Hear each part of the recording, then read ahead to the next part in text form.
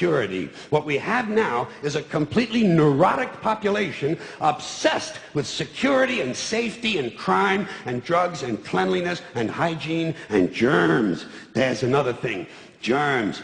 Where did this sudden fear of germs come from in this country? Have you noticed this? The media constantly running stories about all the latest infections, salmonella, E. coli, hantavirus, bird flu. And Americans they panic easily, so now everybody's running around scrubbing this and spraying that and overcooking their food and repeatedly washing their hands, trying to avoid all contact with germs. It's ridiculous, and it goes to ridiculous lengths. In prisons, before they give you a lethal injection, they swab your arm with alcohol. It's true. It's true. It's true. Well, they don't want you to get an infection. And you can see their point. Wouldn't want some guy to go to hell and be sick.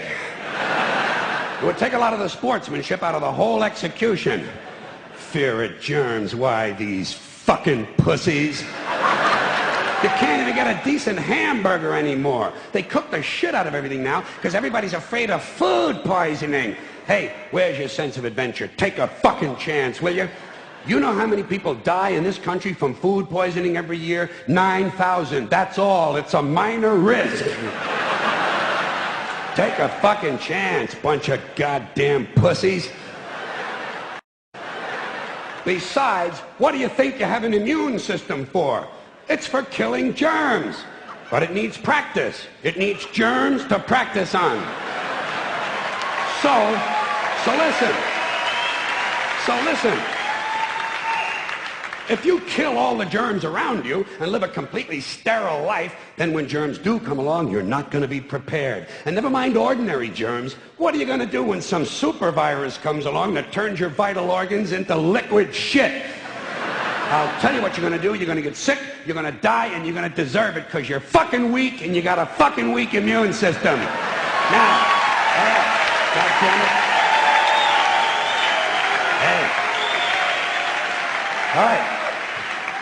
Let me tell you a true story about immunization, okay? When I was a little boy in New York City in the 1940s, we swam in the Hudson River, and it was filled with raw sewage, okay? We swam in raw sewage, you know, to cool off. And at that time, the big fear was polio. Thousands of kids died from polio every year. But you know something? In my neighborhood, no one ever got polio. No one, ever. You know why? Because we swam in raw sewage. It strengthened our immune systems.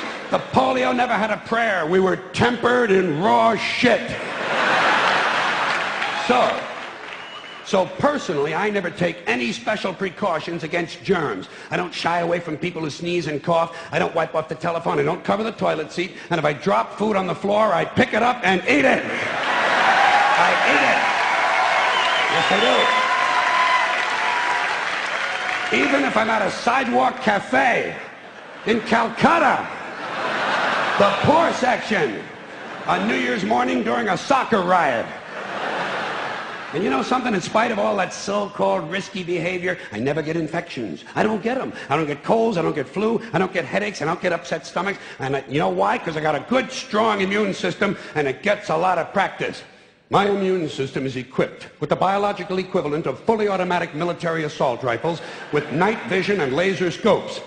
And we have recently acquired phosphorus grenades, cluster bombs, and anti-personnel fragmentation mines.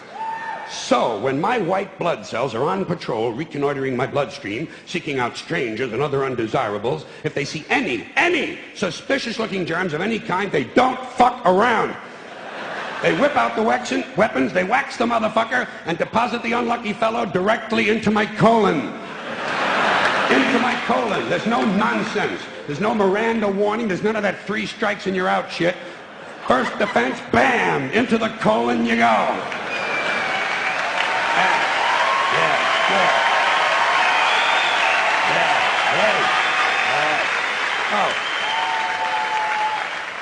And speaking of my colon, I want you to know I don't automatically wash my hands every time I go to the bathroom, okay? Can you deal with that? Sometimes I do, sometimes I don't. You know when I wash my hands? When I shit on them. That's the only time. And you know how often that happens? Tops. 2, 3 times a week. Tops. Maybe a little more frequently over the holidays. You know what I mean? And I'll tell you something else, my well-scrubbed friends. You don't always need a shower every day. Did you know that? It's overkill. Unless you work out or work outdoors or for some reason come in intimate contact with huge amounts of filth and garbage every day, you don't always need a shower. All you really need to do is to wash the 4 key areas. Armpits, asshole, crotch, and teeth. Got that? Armpits, asshole, crotch, and teeth. In fact, you can save yourself a whole lot of time if you simply use the same brush on all 4 areas.